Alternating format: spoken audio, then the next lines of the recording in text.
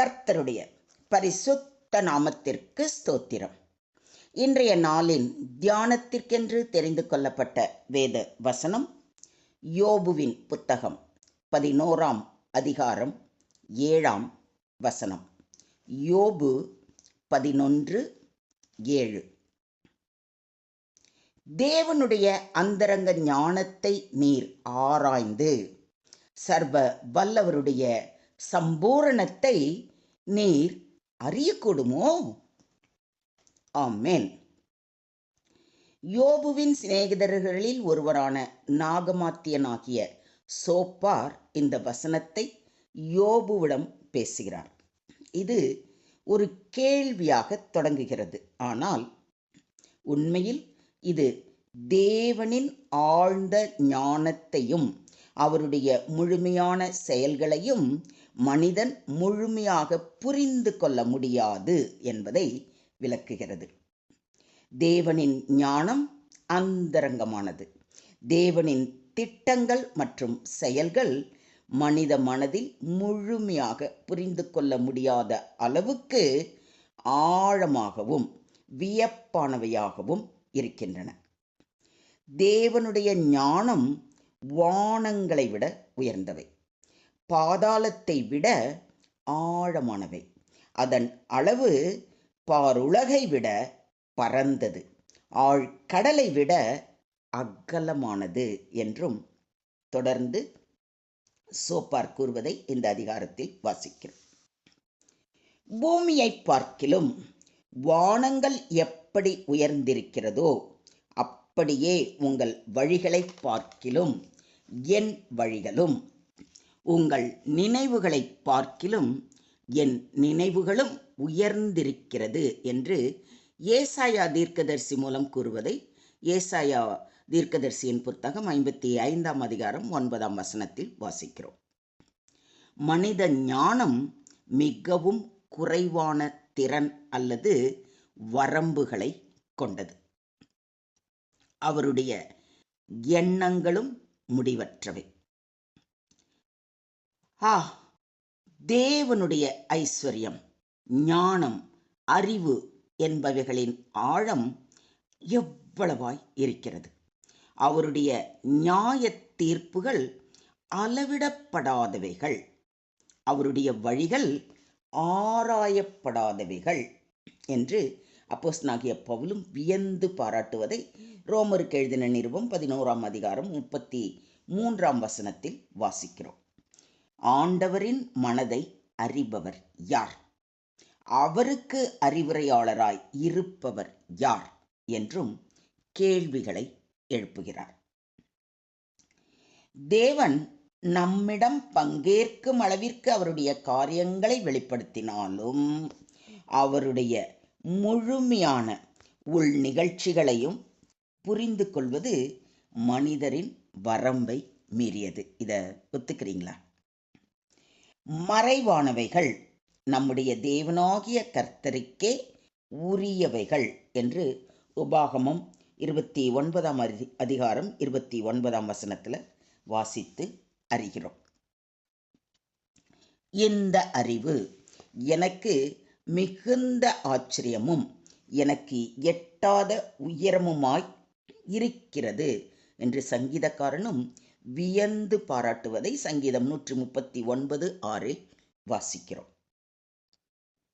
கர்த்தர் பெரியவரும் மிகவும் புகழப்படத்தக்கவருமாய் இருக்கிறார்.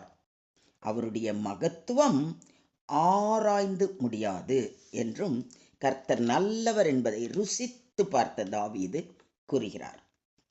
அப்போஸ்தலனாகிய பவுல் கூறுகிறார், நமக்கோ தேவன் அவைகளை தமது ஆவியினாலே வெளிப்படுத்தினார். அந்த ஆவியானவர் எல்லாவற்றையும் தேவனுடைய ஆழங்களையும் ஆராய்ந்திருக்கிறார் என்று. பரிசுத்த ஆவியானவரின் துணையால் நாம் தேவனுடைய அன்பில் நிலைத்திருக்கும் போது அவருடைய அன்பின் ஆழங்களை ஓரளவு நம்மால் புரிந்து கொள்ள முடியும். அதனால்தான் நம்முடைய ஆண்டவராகிய இயேசு கிறிஸ்துவும் பரிசுத்த ஆவி உங்களிடத்தில் வரும்பொழுது நீங்கள் பலன் அடைந்து எனக்கு சாட்சிகளாய் இருப்பீர்கள் என்று சொல்கிறார். மனிதன் இயற்கையாகவே பல பரிமாணங்களில் வரையறுக்கப்பட்டவனாக இருக்கிறான்.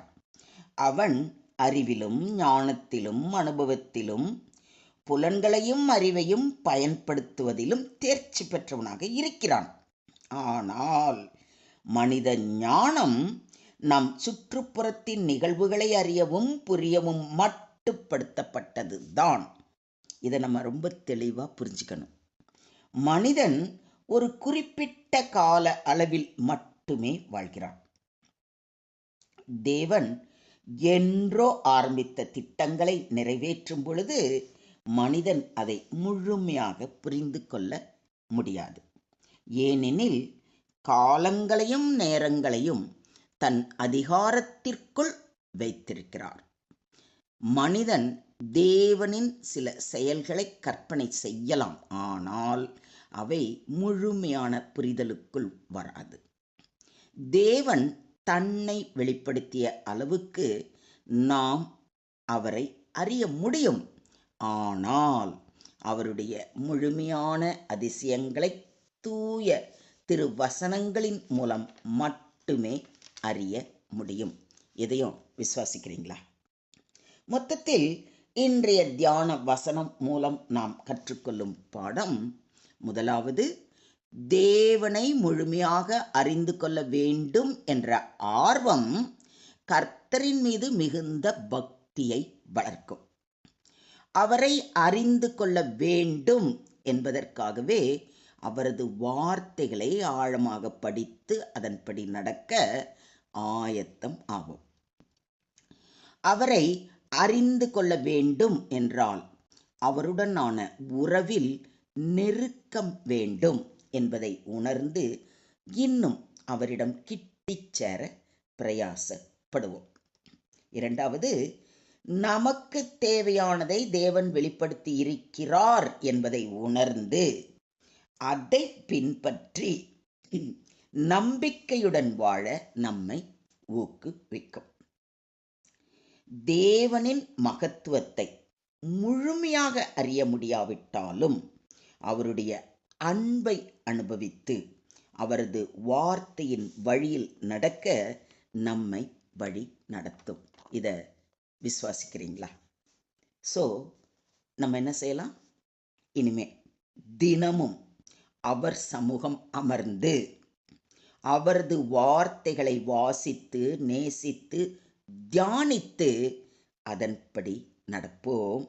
அப்பொழுது அவரது சித்தத்தை அறிந்து கொள்ளும் ஞானத்தை அவர் நமக்கு தந்து அதன்படி நடக்க கிருபை செய்வாராக. தேவனுக்கே மகிமை உண்டாவதாக. ஆமேன், ஆமேன், ஆமேன்.